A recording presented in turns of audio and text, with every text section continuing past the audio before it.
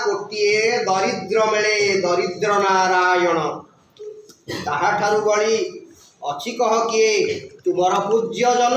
पुणी गोपबंधु उत्कलमणि गोपबंधुंकर से पवित्र सेवा मानव सेवा माधव सेवा संपर्क में मने पकई देछंती कवि डॉक्टर मानसिंह। डॉक्टर मानसिंह कहते सेथिला कोटिए दरिद्र मिले दरिद्र नारायण ओडिशार कोटि कोटि दरिद्र लोकों भितर सी थे दरिद्रंकर नारायण दरिद्रंकर भगवान। दरिद्र गरीब लोकटे 2 दिन खाइनी 3 दिन खाइनी ता पाखे जो अन्न मुठिए पहुँची जाऊँगी से केते खुशी जाऊँगी हे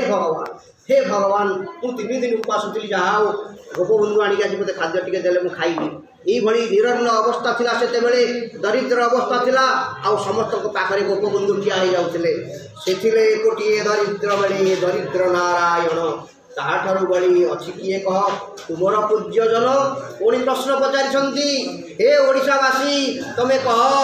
ता भलिया आउ जड़े किए लोक थिला तुमर पूज्य होइकि तमें काहाकु आउ मने पकाउथिल का कथा भाबुथिल तुमर दुखरे दैन्यरे दारिद्र्यतारे किए तुम पाखरे ठिया होई तुमको साहाय्य सहयोग हाथ बढ़ाई दउथिला केवल सही ना सही गोपबंधु ना आज से लोक चली जाइए आमे टिके आसबानी आमर पाद नग्न करी ताकू सम्मान जनइबानी ये कि कृतज्ञता आमे जन पारानी आमे कौन कृतज्ञ ओडिशावासी केवे कृतज्ञ नुहति सब कृतज्ञतार हाथ जनइछंती तेणु समस्ते आस आज निजर अश्रु निगाड़ी सम्मान कर।